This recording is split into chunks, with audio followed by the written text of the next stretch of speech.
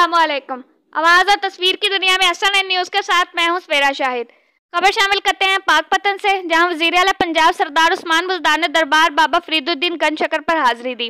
मजार पर फूलों की चादर चढ़ाई, मुल्क और कौम की सलामती के लिए खुसूसी दुआ की गई। वजीर आला पंजाब के हमरा वजीर आजम के मुशीर बराए नैब शहजाद अकबर, सूबाई वजीर औकाफ सैयद सईदुल हसन, MP फर्क मुमताज मुनिका व दीगर मौजूद थे। वजीर आला पंजाब ने बाबा फरीद गनशकर यूनिवर्सिटी के कयाम, सहाफ़ियों के लिए कॉलोनी, सेहत कार्ड की फ्राहमी का ऐलान किया। वजीर आला उस्मान बजदार ने पाकपतन के लिए लोकल गवर्नमेंट के 40 करोड़ रुपए फौरी बहाल करने, जिमनेजियम का मनसूबा मुकम्मल करने, नई पनाह गाहें और लंगर खाने कायम करने, मलका हांस में वाटर सप्लाई स्कीम की बहाली, पाकपतन गला मंडी की तामीर मुकम्मल करने का भी ऐलान किया।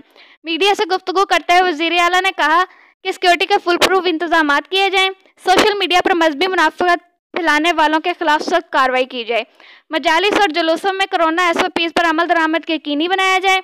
उन्होंने मुकामी रुकन असम्बली के दरख्वास्त पर पाकपतन के माजूर खानदान के ने हुकूमती खर्च पर इलाज के लिए डिप्टी कमिश्नर पाकपतन को हुक्म दिया।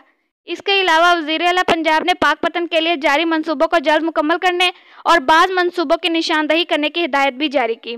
इस मौका पर अरकान assembly Mian Farrukh Mumtaz Maneka, Ahmad Shah Ghagga, Sajida Naveed, ticket holder Pir Mohammad Shah Ghagga, commissioner RPO Sahiwal, deputy commissioner व DPO पाकपतन और मुतलका हुकाम मौजूद थे।